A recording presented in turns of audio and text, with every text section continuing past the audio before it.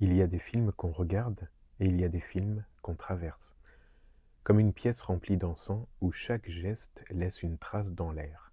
Fleur de Shanghai est de cela. Pas un film, une chambre close dans laquelle tu viens t'asseoir, avec ton souffle, avec ton cœur, et la lumière fait le reste. Dans un cinéma qui adore couper, courir, prouver, Wu Xiaoxian fait exactement l'inverse.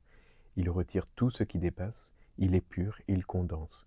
Chaque plan devient une île suspendue, un monde en vase clos où le temps n'est plus un fil, mais un liquide épais qui coule très lentement.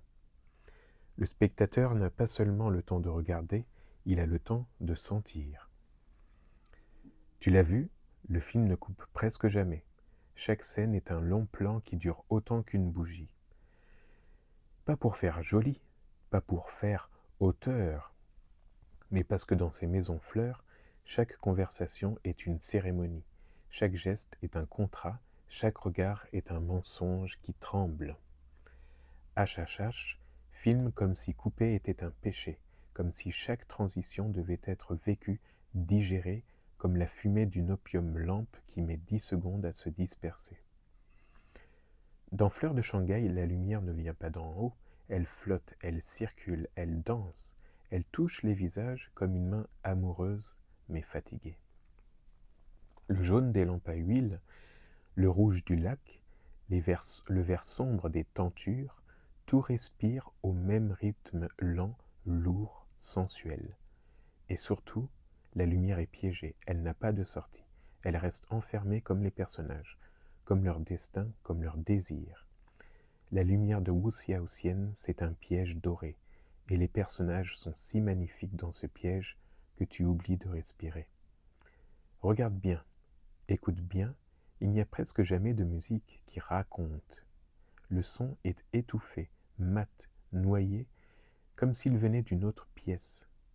On entend des conversations derrière, des rideaux, des soupirs lointains, des pas qui glissent sur le bois, des bougies qui crépitent.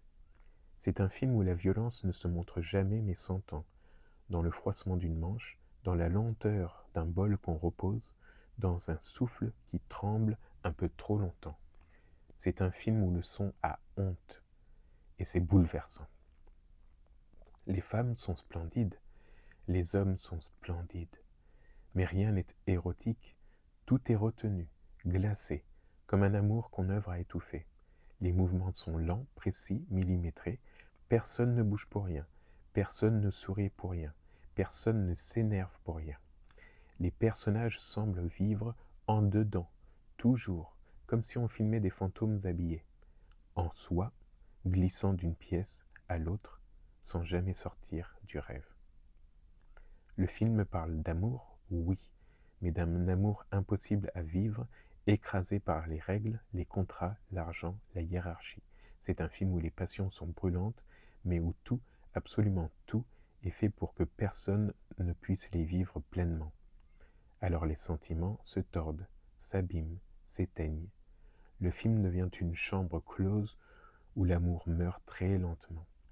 Et c'est pour ça que ça fait mal, et c'est pour ça que c'est sublime. Le cinéma de Wu Xiaoxian n'explique rien, ne démontre rien, ne souligne rien. Il respire. Et toi, spectateur, tu dois ajuster ton propre souffle dessus. C'est un cinéma qui t'oblige à ralentir, à t'abandonner, à écouter le monde comme si tu n'avais plus que tes oreilles et ta peau. Un cinéma où le temps est un parfum et la lumière une mémoire. Un cinéma qui continue d'exister dans ta tête plusieurs jours après. Tu viens d'écouter Cellule Cinéma, je suis Dino.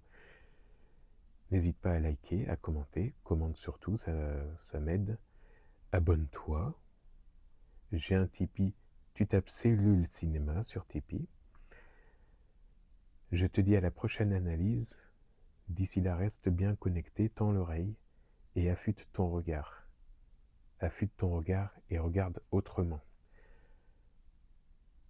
Je suis Dino, 15 novembre 2025, à bientôt.